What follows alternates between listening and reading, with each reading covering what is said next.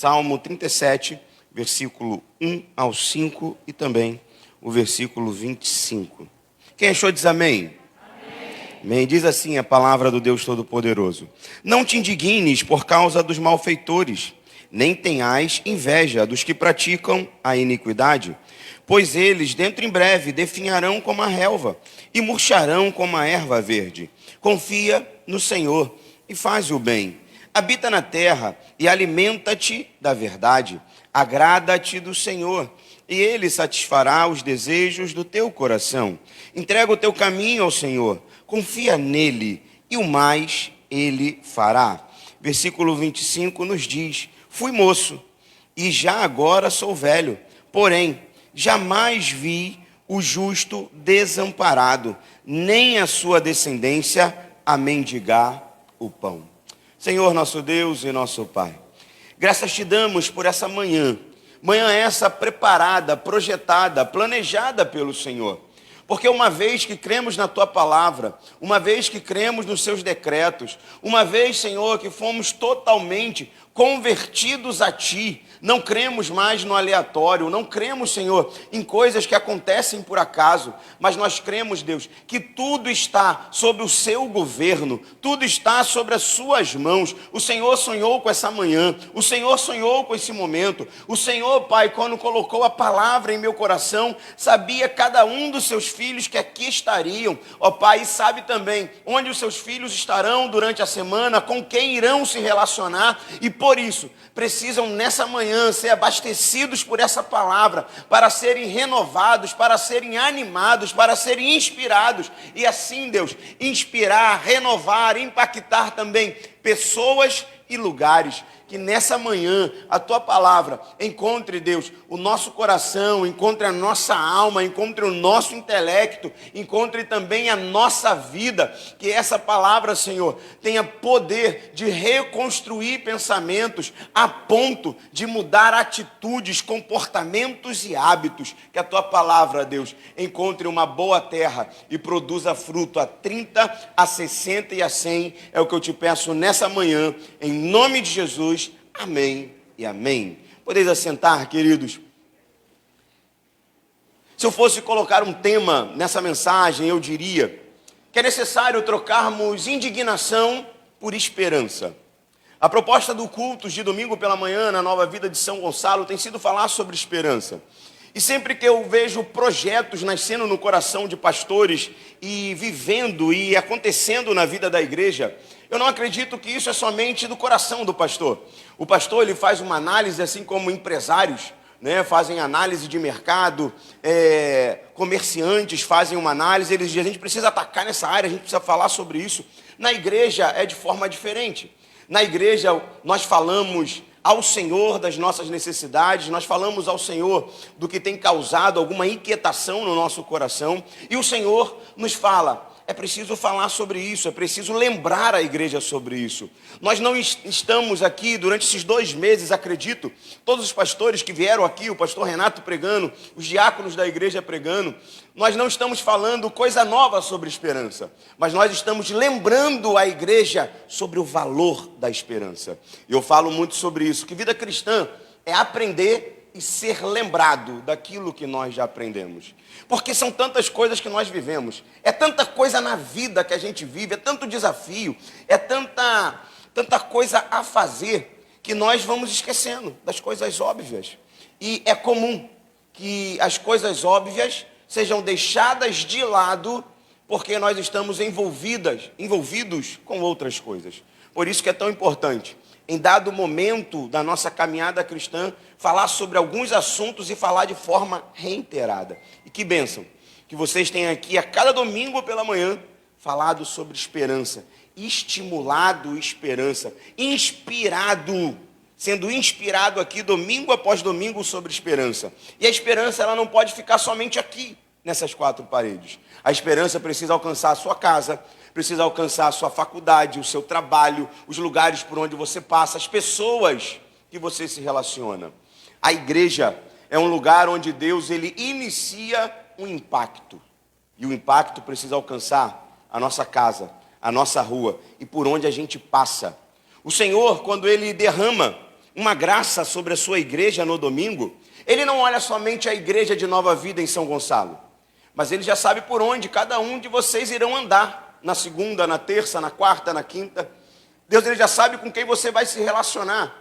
Talvez você pense, né, pastor, mas nessa semana eu vou me relacionar com as pessoas de sempre. Mas o Senhor pode enviar alguém com uma necessidade, com um problema, com uma angústia, com uma falta de esperança. Se Deus está investindo em esperança nesse lugar, o que você acha que vai acontecer na segunda, na terça e na quarta? Deus vai enviar cada vez mais pessoas desesperançadas para conversar contigo. Porque você está sendo abastecido de esperança, você está sendo cheio de esperança. E você diz, pastor, a minha esperança já foi renovada. Eu voltei a crer na conversão do meu marido, eu voltei a crer que meu filho vai sair das drogas, eu voltei a crer na restauração do meu casamento, eu voltei a crer, pastor. Amém. Quando a igreja já voltou a crer, já cumpriu o primeiro propósito dos sábados de esperança. A igreja voltou a crer. E agora a igreja precisa começar a transbordar esperança. Você precisa sair daqui de cada culto, sábado pela manhã, transbordando de esperança. Não é só cheio de esperança.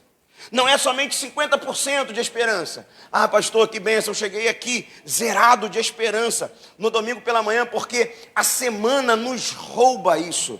Entenda isso, a semana, ela vai nos roubando tudo aquilo que Deus derrama sobre a nossa vida no domingo. João capítulo 10, versículo 10. Muitos interpretam ali o texto falando que é o diabo ele vem para matar, roubar e destruir, mas na verdade, Jesus está falando sobre situações, Jesus está falando sobre momentos que roubam a nossa alegria, momentos que destroem os nossos sonhos, momentos que vêm sobre a nossa vida e vão nos roubando vitalidade. E o que é falta de esperança? É roubo da nossa vitalidade. Alguém que tem fôlego de vida, alguém que tem o Espírito Santo de Deus, alguém que tem o Deus Todo-Poderoso do seu lado, mas alguém que tem medo de viver. Isso é falta de esperança. Falta de esperança é não crer mais que Deus está no controle de todas as coisas. Falta de esperança é começar a olhar para o lado e achar, não tem jeito, não tem como, vai ser sempre dessa maneira, vai ser sempre desse jeito. É aquele sempre vencendo, é aquele sempre conquistando, e eu sempre ficando na fila da espera da bênção. Dito isso, nós olhamos ao texto e entendemos o que está acontecendo aqui no Salmo 37. O Salmo 37 é um Davi, e é um Davi já idoso. Não é o Davi jovenzinho que foi ungido rei, que está esperando ser rei, mas já é um Davi idoso. É um Davi já maduro. Já é um Davi que as suas falas são carregadas de assertividade. Porque é alguém que já viveu, é alguém que tem relacionamento com Deus, e por isso, as suas falas não são jogadas ao vento. Mas é uma fala onde que todos param para ouvir. E o que nos aponta e diz que é isso, pastor? No versículo 25 que nós lemos. O versículo 25 diz assim, fui moço e já agora sou velho. Porém, jamais vi o justo desamparado, nem a sua descendência a mendigar o pão. O Davi já é idoso. E era tradição em Israel. Quando nós não entendemos alguma coisa, como que nós iremos diagnosticar? Como que a gente vai entender o que está acontecendo com a nossa vida? E aí os jovens olhavam para aquela situação e diziam, a gente não tem capacidade em nós para entender. Nós temos poucos anos de vida, nós temos pouca experiência. Então a gente precisa procurar os anciãos, aqueles que têm maturidade, aqueles que já viveram, aqueles que já passaram por onde nós estamos passando e ainda iremos passar. E eles vão até Davi. E eles vão até Davi com uma pergunta. Davi, por que os ímpios prosperam? Davi, a gente serve a Deus, a gente caminha com Deus, a gente faz a obra de Deus. A gente não falta um culto, a gente não falta uma conferência. Quando o pastor fala, vai ter mutirão, a gente dá um nome, a gente vem, a gente não falta. E por que a gente não prospera, Davi? Por que que aquela pessoa lá do mundo que não tem nenhuma aliança com Deus, não tem nenhum comprometimento com Deus, aquela pessoa está prosperando, aquela pessoa está avançando, aquela pessoa cada vez mais aumenta os seus dividendos, cada vez mais aumenta os seus imóveis, cada vez mais a rede social dela está mais bonita, atrativa, atraente, e a minha vida não tem nada? É isso que está acontecendo aqui no Salmo 37. O povo está expondo uma indignação a Davi. E o que é indignação? Indignação é o esvaziamento da vida de esperança. Indignação é quando eu deixo de olhar para a minha vida e começo a pautar a minha vida pelas vitórias do outro. Eu não consigo mais ser grato ao Senhor pelo fôlego de vida. Eu não consigo mais ser grato ao Senhor, porque hoje pela manhã, abrir os olhos, respirar o ar é um milagre. É uma dádiva. É porque o Senhor nos permitiu que nós pela manhã abrimos os nossos olhos. Lamentações de Jeremias, capítulo 3, versículo 21, diz que se não fossem as misericórdias do Senhor, nós seríamos consumidos. Se não fosse durante a noite uma chuva torrencial de misericórdia. Você consegue imaginar e perceber isso? Houve uma chuva de misericórdia para alcançar a minha vida, para alcançar a vida de todos nós que estamos aqui, para alcançar a vida de todos que estão ali celebrando o Senhor na Batista de São Gonçalo, na Nova Vida do Colubandê, todos que estão vivos, o seu filho que você ora, o seu esposo que você ora, aquela pessoa da sua rua que você diz nunca vai se converter, ele só levantou hoje pela manhã e você só vai ver ele lá na sua rua, porque a misericórdia do Senhor também alcançou a vida dele. Uma misericórdia que alcança a todos. Mas há um momento da nossa vida que nós não damos atenção à misericórdia. Nós não damos atenção à graça que é favor imerecido. Nós somente ficamos indignados porque tiramos os olhos do nosso Senhor. Porque os nossos olhos estão nas vitórias, nas conquistas, no avançar, entre aspas, de algumas pessoas. Isso começa a causar inquietação. Isso começa a causar indignação. Pastor, é possível não sentir isso? Também te digo que é utopia não sentir. Nós iremos sentir, porque nós somos humanos.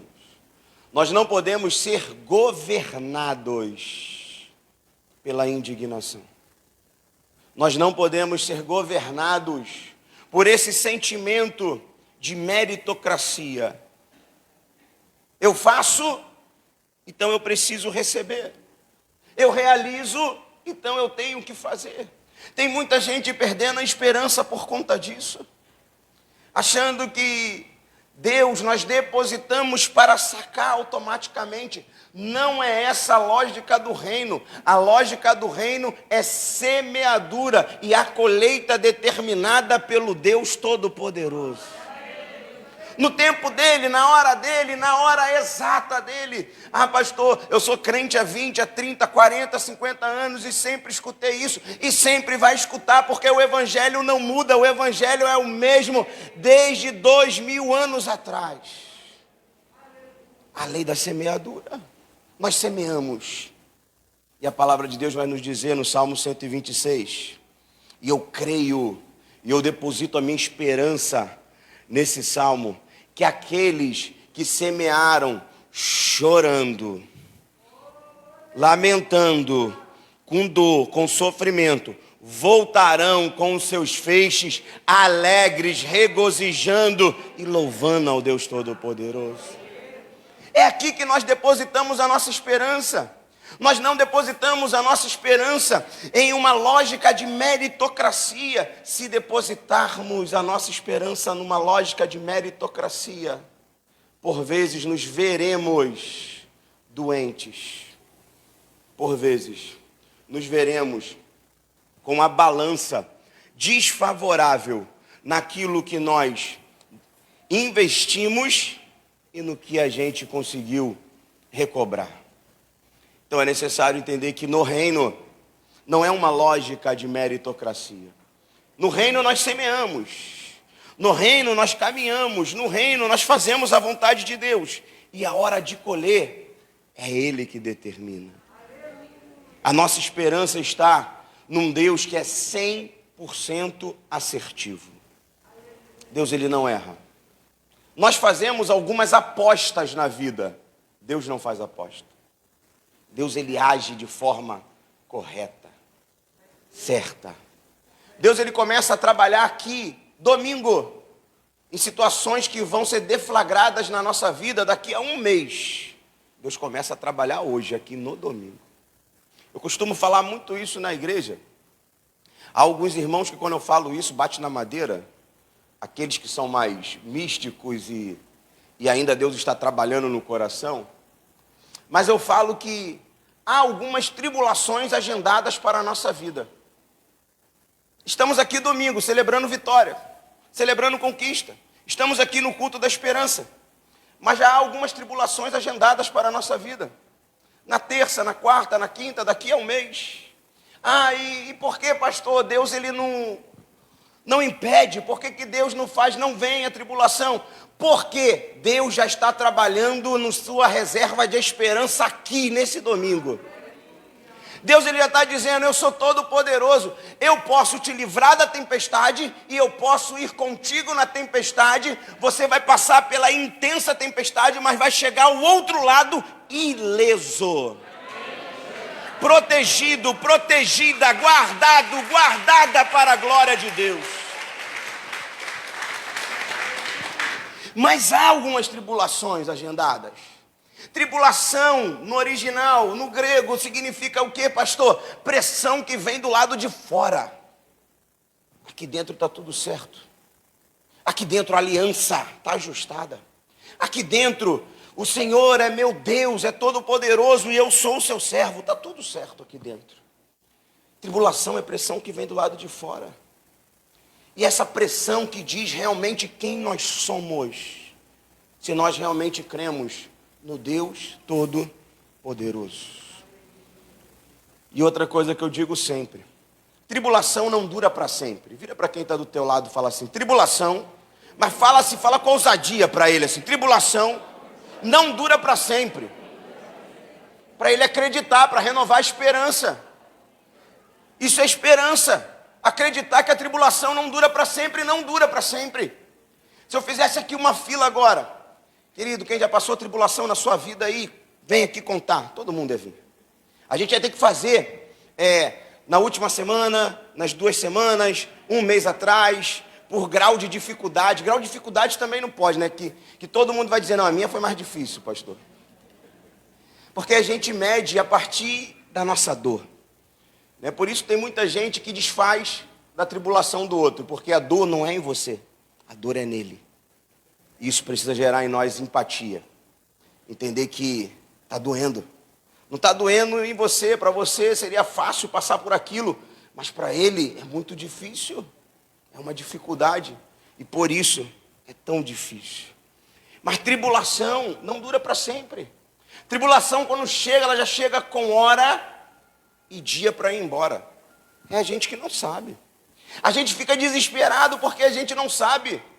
Mas quando chega o Senhor, Ele já dá prazo de validade para a tribulação. Vai durar 1 semana, vai durar 3 dias, vai durar 2 horinhas. Mas a gente se desespera. Às vezes a gente abre mão da bênção por uma tribulação que vai durar 5 minutos. E a gente perde uma bênção. E a gente é tomado pela indignação. A gente é tomado por aquele sentimento de injustiça. É isso que o povo de Israel aqui está tomado. Eles vão pedir uma audiência com o rei Davi, porque foram tomados por indignação. Sabe, gente, a gente ser tomado por um nível de indignação tão alto, que faz a gente sair de São Gonçalo, ir para Brasília, marcar uma audiência com o presidente, falar assim, presidente, a gente precisa falar da nossa indignação. É isso que está acontecendo no Salmo 37. A indignação foi tão grande. Eles foram tomados por uma falta de esperança tão grande que os levou a ir perguntar ao rei e ao sábio Davi como lidar com isso. E aí no versículo 2, Davi ele começa a explicar a eles. E é a parte que nos interessa, é a parte que nós precisamos tomar para a nossa vida. Diz aí o versículo 2, pois eles, Davi primeiro diz para ele, não te indignes, joga essa indignação para fora, porque a indignação nos paralisa, porque a indignação nos faz ser murmuradores, porque a indignação nos faz ser contendeiros. Eu falava sobre isso quinta-feira à tarde lá na igreja de Colubandê, pregando sobre o texto de João Batista e Jesus, onde aqueles discípulos chegam para João Batista, você sabe que Jesus agora também está batizando? Jesus só não pregava o evangelho, Jesus só não curava enfermos, Jesus hoje está batizando também. E aí os discípulos de João Batista falaram assim, e tem mais gente lá do que aqui. Como num exemplo nosso, abre uma igreja aqui do lado e alguém chega e fala assim, ei pastor Renato, vai fazer nada não? O povo que vinha domingo de manhã aqui está todo indo lá agora. Não tem como fazer alguma coisa, impedir, parar isso daqui. E diante desse cenário, João Batista olha para eles e diz assim, isso daí é contenda. Eu não vou comprar essa contenda. Aqueles homens estavam com uma contenda no coração. Estavam indignados com coisas que não eram para estar indignados. Isso é um ladrão de esperança. Como que nós estamos analisando os fatos que os nossos olhos veem? Tem causado indignação, tem roubado esperança, tem roubado ânimo. Como que está a nossa análise diante de fatos? A primeira fala de Davi para eles é, tira essa indignação do coração. Porque isso daí está paralisando, isso daí está fazendo vocês serem murmuradores, isso daí está roubando a identidade de vocês. E ele continua dizendo, não tenhais inveja dos que praticam a iniquidade. E aí Davi vai na raiz e diz no versículo 2, pois eles dentro em breve definharão como a relva e murcharão como a erva verde. Por vezes, Davi explicando, ele sempre usará esse argumento. A eternidade é maior do que é transitório. Isso daqui é transitório, vai passar. Nós iremos viver aqui no máximo 80, 90, 100 anos. A eternidade é muito maior. Davi está dizendo, vai passar esse tempo. E quando esse tempo passar, nós iremos para a eternidade. A eternidade é muito maior do que esse tempo que nós estamos aqui no que é transitório.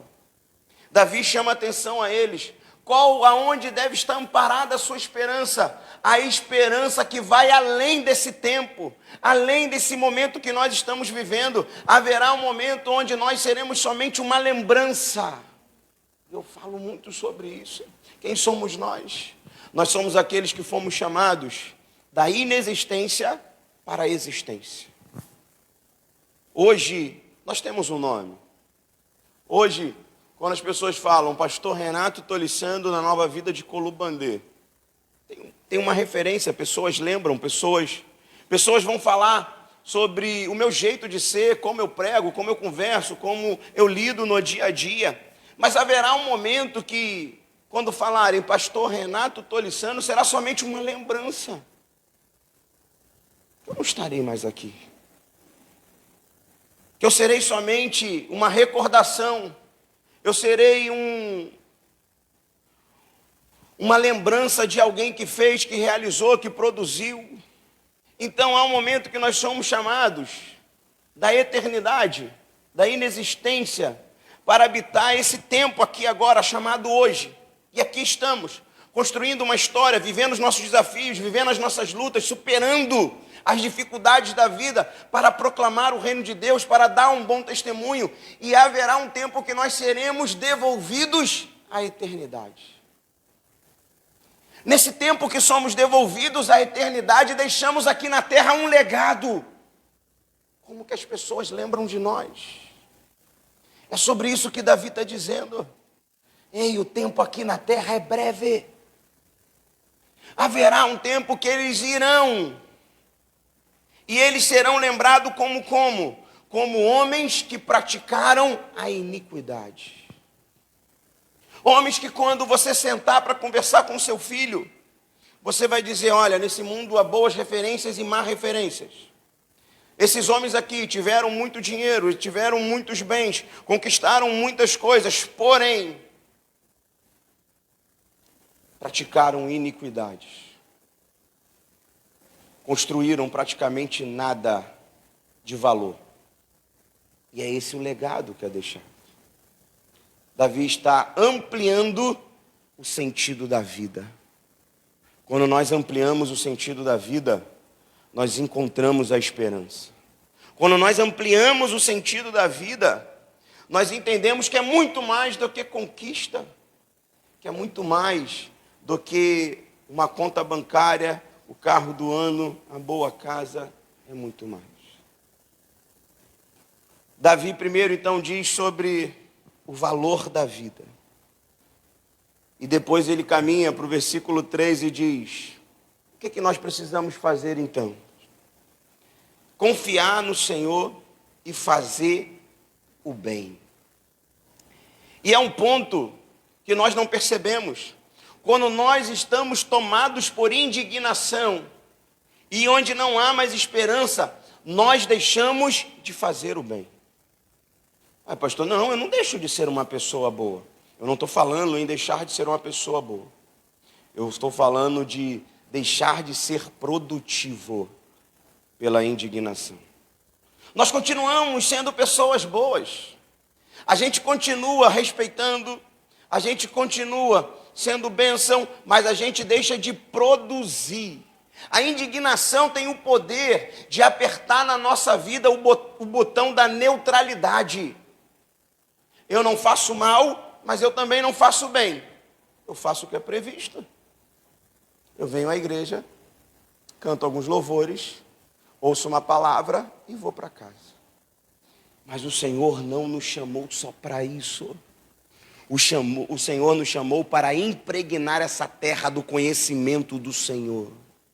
O Senhor nos chamou nessa terra para que a gente seja alguém que contagia a nossa geração. Ah, pastor, mas eu sou tímido, mas eu sou tímida. Mesmo você sendo tímido e sendo tímida, se você contagiar pelo menos quem convive contigo, quem anda contigo, amém, glória a Deus, o propósito está sendo realizado na sua vida. Mas somos chamados para contagiar, somos chamados para fazer a diferença, somos chamados para inspirar pessoas. Sabe aquela vida que empurra o outro para a vida? Há pessoas que a vida dele não empurra ninguém para a vida, faz com que o outro fique ali e talvez até deixe de fazer o que fazia. Mas Deus, Ele nos chama para fazer. Ele está dizendo assim, se eu confio no Senhor, o resultado é fazer o bem. Falando de esperança, se eu tenho esperança, eu preciso produzir esperança no coração de outras pessoas. Aqui rápido. Enquanto eu estou pregando, você faz um exercício, você faz uma busca. No seu grupo de pessoas, de amigos, você encontra aí 2, 3 pessoas desesperançadas.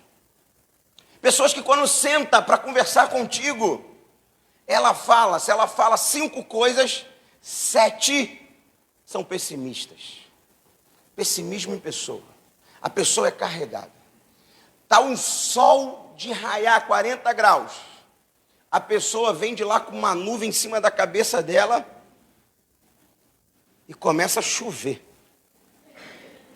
Não é assim? Tem pessoas que são assim. E por que a gente convive com essas pessoas? Para começar a dizer para eles, há um sol da justiça que tem que brilhar na sua vida.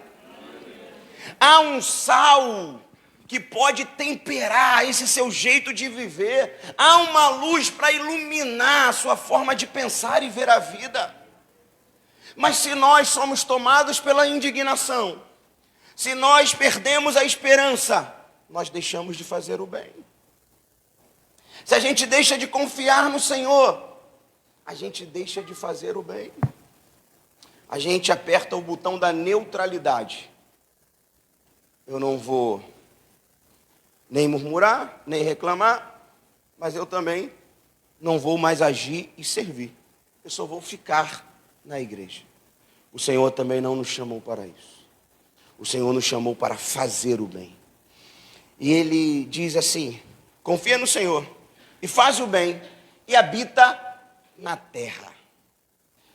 Davi está falando para esses homens. Está falando que a terra é assim. A terra é hostil. A terra que nós vivemos tem injustiça. Por isso que Davi está dizendo: habita a terra, você não está no céu. Nós estamos indo para o céu, mas ainda não estamos no céu. Essa terra a gente divide não com anjos. Essa terra nós dividimos com ímpios. Com pessoas que ainda não se aliançaram com Deus. Com pessoas que não são movidas pelos princípios e valores do reino de Deus. Por isso que nós precisamos entender, estamos caminhando para o céu, mas habitamos uma terra. Somos redimidos, mas habitamos uma terra ainda não redimida. Por isso sofreremos injustiça.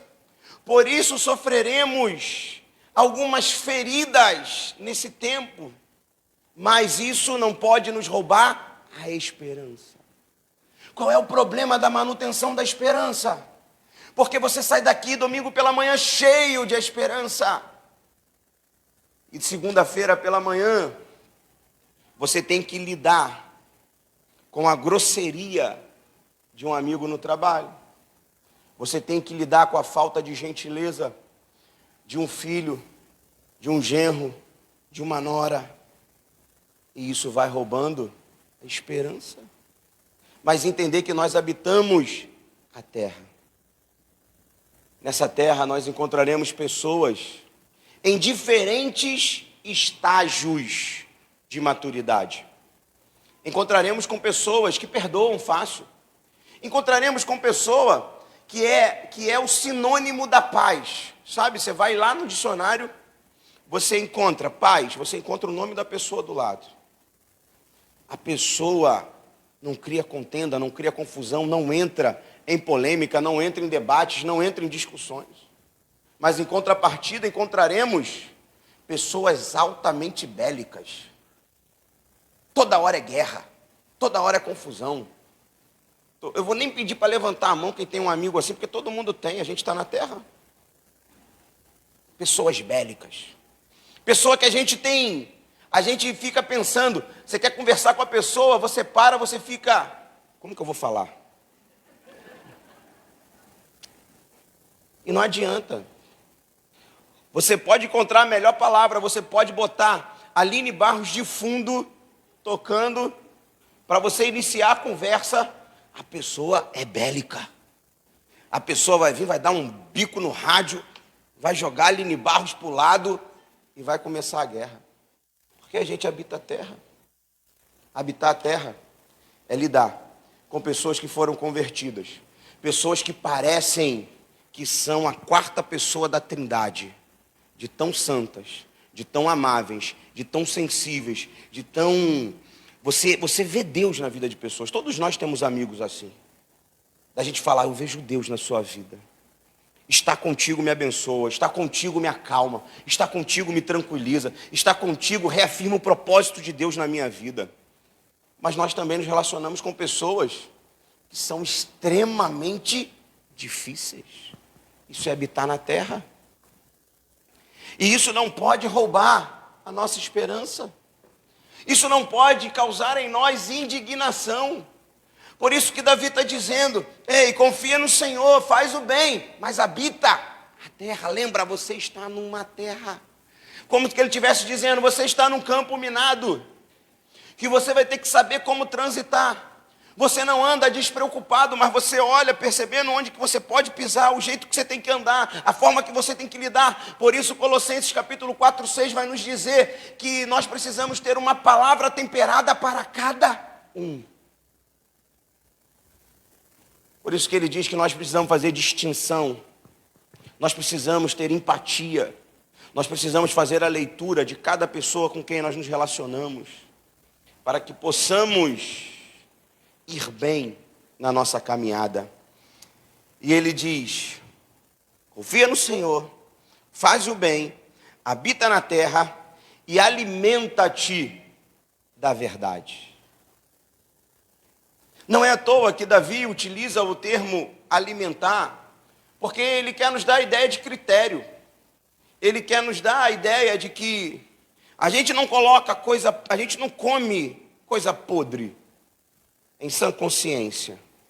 Em sã consciência, quando nós vemos um alimento e aquilo ali não está com cheiro muito bom, a gente joga fora. A gente faz outro. Por vezes eu vejo lá minha esposa esqueceu de botar o arroz na geladeira, amanheceu o cheiro, tem que jogar fora. Com dor no coração, mas tem que jogar fora. Nós somos criteriosos. Davi, quando utiliza o termo alimenta-te da verdade, ele está fazendo critério com que você alimenta a sua alma. Critério com o que você coloca para dentro da sua mente. Critério para como você está construindo pensamentos. Porque atitudes, elas via de regra, toda atitude é fruto da construção de um pensamento. A gente não age de forma aleatória, de forma instintiva. Um momento ou outro, a gente age por instinto. Mas a gente age por construção de pensamento. Nós construímos um pensamento e por isso nós agimos. Diante dessa verdade, diante dessa realidade, nós precisamos ser criteriosos. Entender que igreja é um recurso pedagógico da parte de Deus. Igreja não é lugar onde nós recebemos somente decretos. Deus vai fazer, Deus vai realizar, Deus vai operar, Deus vai mudar a sua história. Igreja é lugar onde nós aprendemos quem Deus é, para que nós possamos também entender quem nós somos. Então, igreja, ela não é um lugar onde nós fortalecemos a nossa intuição. Igreja é lugar onde nós fortalecemos a nossa educação, onde nós aprendemos, onde nós colocamos os nossos ouvidos atentos para ouvir a voz de Deus, para aprender da parte de Deus.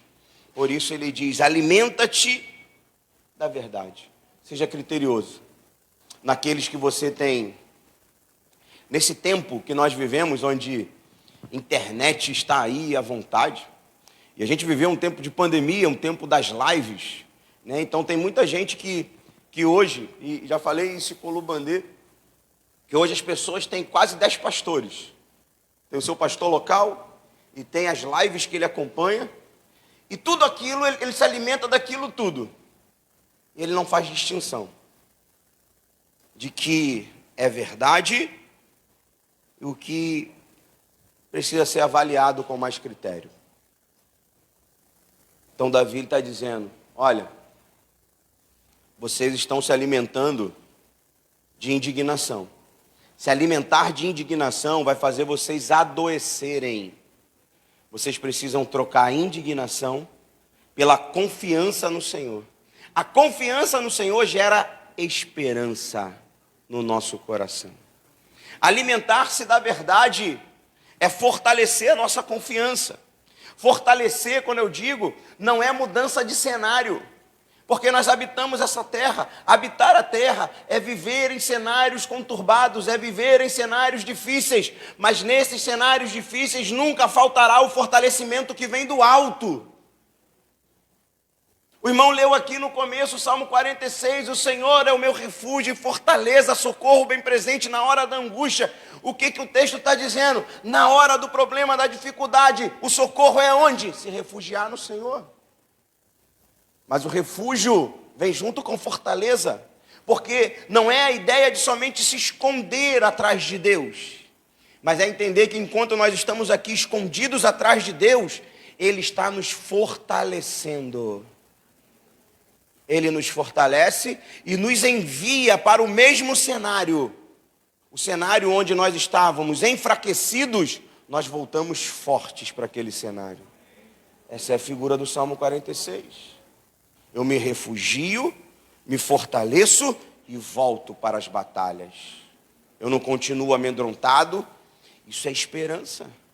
Um Deus que me fortalece, um Deus que me capacita, um Deus que me faz melhor a cada dia, um Deus que me leva às batalhas. E aí, para encerrar, versículo 4 diz: agrada-te do Senhor, e Ele satisfará os desejos do teu coração. O que aquele povo estava reivindicando? Eles estavam reivindicando: Davi, nós queremos ser prósperos igual os ímpios. Davi primeiro explica tudo isso que eu preguei até agora, e no final ele diz: agrada-te do Senhor. Você se agradando da presença do Senhor, Ele satisfará o desejo do teu coração. E sabe o que Davi está dizendo? Ele está falando: quando você começar a se agradar do Senhor, você vai perceber que você não tem falta de mais nada na sua vida. Você começa a celebrar pelo que você tem. Você começa a agradecer e glorificar ao Senhor pelo que você tem. É o mesmo Davi que vai dizer no Salmo 23, o Senhor é meu pastor, nada me faltará. Ele me supre em tudo, em todas as minhas necessidades. O Davi que fala isso é um Davi que está no topo da pirâmide social. É um Davi que tem todas as coisas, é um Davi que veste as melhores roupas, come as melhores comidas, pode ir a qualquer lugar. Mas Davi, ele diz: há um momento da minha vida que eu terei falta e somente o meu bom pastor pode suprir. Davi está falando sobre o vazio da alma que somente Deus pode suprir. E ele fala aqui para esses homens também: agrada-te do Senhor, da presença do Senhor está presente na sua vida, porque Deus, Ele não quer somente se encontrar conosco aqui aos domingos. Deus, Ele quer caminhar conosco na vida. Deus, Ele quer daqui a pouco, domingo, você vai reunir a sua família, sentar em volta da mesa. Deus, Ele quer estar ali naquele momento. O momento onde que se reúne a família e passa-se uma tarde, Deus quer estar com você lá celebrando. Agrada-te do Senhor, e Ele satisfará os desejos do teu coração. E por fim, versículo 5, entrega o teu caminho ao Senhor, confia nele, e o mais Ele fará. Esperança. Não tem ninguém melhor para eu depositar a minha vida em suas mãos que o Senhor. Confia nele. Na segunda-feira, pastor, eu não vivi a melhor segunda-feira que eu queria viver. Confia nele. Pastor, terça-feira eu vivi a melhor terça-feira que eu poderia viver. Dê glórias e agradeça a ele. Jó vai nos dizer: nu saí do ventre da minha mãe, nu retornarei para lá. Mas toda a glória seja dada ao Deus Todo-Poderoso. Isso é esperança. Precisamos depositar a nossa esperança em Deus, independente do que os nossos olhos estão observando. Quero te convidar a mudar de posição, ficar em pé nessa manhã.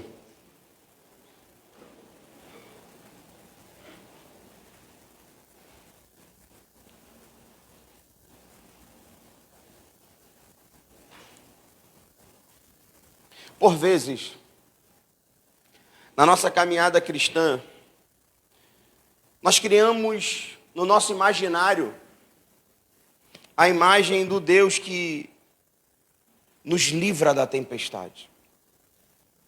Aquele Deus que a tempestade ela vai chegar, Deus ele nos avisa meia hora antes: vai ter uma tempestade, não saia de casa, fique aí, não vá. Que Deus não vai nos deixar passar por sofrimento, por angústias, por problemas, por lutas. E aí Deus coloca um livro na Bíblia com 42 capítulos para nos dizer: os santos também sofrem. Se nós fizermos um estudo detalhado de cada livro, nós veremos grandes homens de Deus sofrendo. Certa vez Elias fala para o Senhor: Senhor, está muita luta, está muita prova, está doendo demais. Será que não tem ninguém mais clamando aqui em Israel? Deus olha para Elias e fala: ei, Elias, acalma o coração, porque tem 7.000 também que não se dobraram a Baal. Tem 7.000 orando, tem 7.000 clamando, tem 7.000 intercedendo. Esse texto nos fala sobre remanescentes, e sempre haverão remanescentes. A história do cristianismo vai nos dizer no primeiro século que muitos morreram no Coliseu, porque declararam ser cristãos. Mas isso não foi capaz de roubar a esperança dos que permaneceram vivos. Esperança é o combustível que faz com que os remanescentes permaneçam de pé. A gente olha aqui para a igreja e talvez você olhe para alguns bancos e fale: estou sentindo falta de fulano, estou sentindo falta de ciclano. Cadê aquele que sempre caminhava, estava aqui comigo? A esperança se foi. Algo roubou a esperança do coração dele. A indignação começou a fazer a balança tender para o ir em vez de ficar. Esperança tem a ver com permanecer. Esperança tem a ver com permanecer e frutificar. Porque a gente não pode somente permanecer. A gente não pode somente estar aqui. O texto foi enfático e nos disse: é preciso fazer o bem. É preciso realizar. É preciso contabilizar. Por quê, pastor? Porque lá no céu eu vou ganhar algo a mais? Não. Porque o evangelho, quando ele começa a nos impactar, ele começa a nos impulsionar ao serviço. É consequência. É fato. Mas a indignação, ela aperta um botão de neutralidade em nós. Qual é o previsto, pastor? O previsto é vir à igreja, ouvir uma palavra, cantar louvores e ir para casa. O Senhor espera mais de nós. O Senhor espera que nós sejamos inspiradores. Pessoas que façam a diferença. Pessoas que marcam lugares. Não é porque você fica lá pregando do início do expediente até o final do expediente, não. Mas é porque você tem uma postura de alguém que é conduzido pelo Espírito Santo. Você não é conduzido pela indignação. Você não é conduzido pela murmuração. Você não é conduzido pela contenda. Você não é conduzido pelo sofrimento daquele dia, daquela semana. Você é conduzido pelo Espírito Santo de Deus. Quem é conduzido pelo Espírito Santo de Deus é promovedor de esperança, é promovedor de paz, é promovedor de amor, é promovedor de reconciliação. Nós fomos chamados para isso nesse tempo. Vivemos um tempo de reconstrução, pós-pandemia. Tem muita gente em frangalho. Tem muita gente destruído emocionalmente. A igreja precisa ser promovedora de esperança. Mas não como fala, como vida. Brotando da gente, saindo da gente. Não há como ter uma fala pessimista, mas também não há como ter uma fala de utopia. A nossa fala é de um Deus que tudo pode, mas nós habitamos a terra. Sabemos que a mensagem vai alcançar alguns. Outros irão olhar para a palavra e vão dizer: ei, de que você está falando? Mas isso não pode roubar a sua esperança. Precisa continuar pregando, precisa continuar falando, precisa continuar inspirando pessoas. Nessa manhã, eu queria fazer um convite a pessoas. Domingo de manhã é um culto onde está a igreja. Então o convite a vir à frente, ou receber oração, nunca é por salvação. Porque aqui estão aqueles que já levantaram sua mão e falaram: Jesus, a minha vida é sua, é do Senhor. Os convites à oração, sempre num domingo pela manhã, é dizer: Senhor, essa área da minha vida, mexe aqui nessa área da minha vida. Senhor, nessa área da minha vida aqui, traz um renovo que somente o Senhor pode fazer. O pastor prega, o pastor expõe a palavra, o pastor apresenta aquilo que o Espírito Santo inspirou. Mas há um momento que somente Deus pode fazer, só Deus. Porque na igreja, a pregação da palavra, o ensino da palavra, mas na igreja também a manifestação do poder de Deus. E é no poder de Deus que a igreja avança. Se não houver poder de Deus, a igreja para. É preciso haver o ensino e o poder. Por isso que acontece Pentecoste. Senão a igreja estaria até hoje presa em Jerusalém. Porque o poder do Espírito foi derramado, que a igreja avançou. Então nessa manhã, eu quero te convidar. Você que diz: pastor, eu quero ser uma inspiração para pessoas. Eu quero ser uma inspiração para os lugares que eu frequento. Eu quero te convidar a sair do seu lugar e vir até a frente, dizendo: eis-me aqui, Senhor, usa-me para a glória do teu nome. Usa-me, Senhor, para fazer a diferença. Usa-me, Senhor, para começar a não ser tomado por indignação, a entender que eu habito uma terra, e habito uma terra onde seremos alvos de injustiça, onde seremos alvos de pessoas más, pessoas que vivem sobre a lógica do lobo e sobre a lógica do corvo. Você lembra do texto que fala sobre a arca? Noé já estava há 1 ano. E Deus diz: Noé, envia um corvo para a gente ver se está na hora de sair, Noé. E Noé coloca o corvo, e o corvo não volta. Só que as águas não tinham baixado. O corvo se alimenta de qualquer coisa. O corvo se alimenta de cadáveres. O corvo, ele é voraz. O corvo não tem uma dieta saudável. Então Noé não sai, porque Noé sabia, essa terra ainda está habitada por uma lógica do corvo. E a gente vive nessa realidade. Você lembra que há corvos que você se relaciona. Eles roubam a esperança. Eles te degeneram. Há momentos que você não percebe e você começa a ter atitudes igual a deles. Jesus em João capítulo 10 diz: eu sou a porta do aprisco. A porta que te protege dos lobos da vida. Precisamos entrar por essa porta que é Jesus. Precisamos encontrar segurança, proteção nele. E voltar como ovelhas. Ovelha é um animal que não tem nenhum senso de proteção. Ovelha não tem garra. Ovelha não tem veneno. Ovelha não tem dentes afiados. Ovelha é frágil, porque a proteção vem do seu pastor. Nós somos guardados e protegidos por ele. A nossa fragilidade, ela precisa ser percebida no mundo, sim, porque a nossa fortaleza vem do Senhor.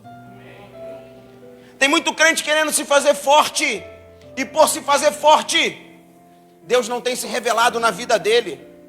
Ovelha é frágil, porque precisa do cuidado do bom pastor, precisa da proteção dele. A nossa esperança é ele. É ele.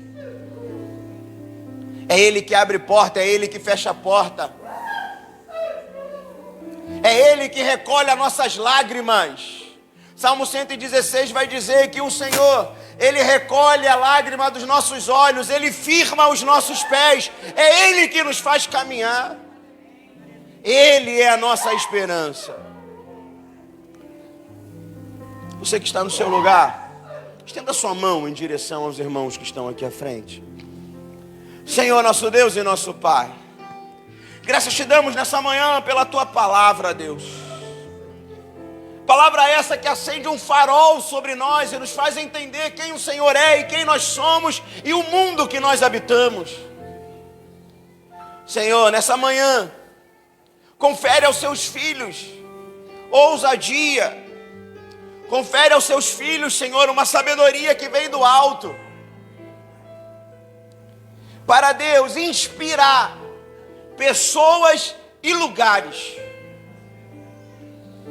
Que por onde eles venham a passar, Deus, o reino possa gerar mudança e transformação. É fato, Deus, que muito da transformação acontece de forma silenciosa. Mas o nosso testemunho começa a impregnar, impactar e inspirar. Transforma, Senhor, toda a indignação. Transforma, Deus, toda a inquietação em esperança nessa manhã.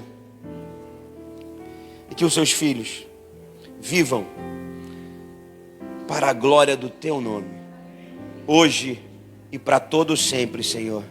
É o que eu te peço em nome de Jesus. Amém e amém.